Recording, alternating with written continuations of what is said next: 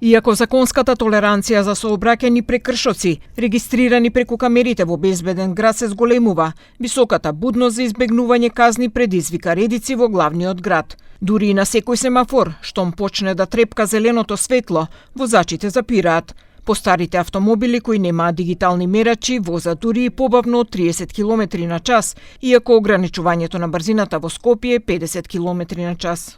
Në ditën e dytë të zbatimit të Safe City në kryeqytet, por edhe në dy qytete tjera, Kumanov dhe Tetov, lëvizja në trafik është më e kujdesshme, më të ngadalt, por duke qenë se vetëm kamerat të kaltërta, të cilat janë të vendosura këtu pas meje, aktivizohen në 4 lloje të kundërvajtjeve, qytetarët i kanë gatruar dhe mendojnë se të gjitha kamerat e vendosura në përshtyllët të rrugëkryqeve, siç janë edhe ato të bardha të vogla të Byros për Siguri Publike, por ato nuk janë në funksion të Safe City-t. Министерството за внатрешни работи вели дека граѓаните треба да согледаат дека безбедниот град е за зголемување на безбедноста во сообраќајот, но секако мобилните радари со полициски возила ќе продолжат да функционираат. Министерот Тошковски вели дека од тест периодот смртноста и бројот на несреќи значително се намалиле. Вие сте тие кои што ги намаливте бројот на повредени лица во рамки на сообраќајни незгоди отприлика за околу 35% на територија на СВР Скопје, и вие сте тие кои што го намаливте бројот на смртни случаи во рамки на настанати во рамки на сообраќајни незгоди од 11 на 4.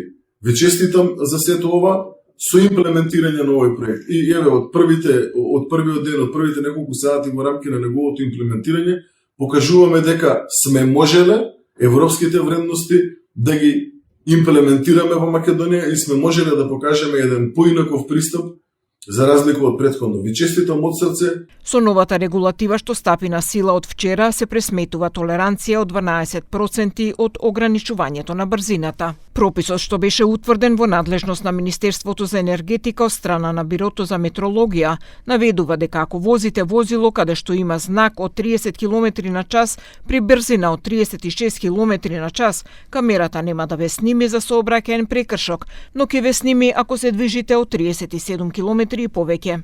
Ако возите возило каде што ограничувањето на брзината е 50 км на час, при брзина од 51 км, камерата ќе ве сними и ќе ви испрати предупредувачка порака, но казната се испраќа само ако возите со брзина од 60 км на час и повеќе.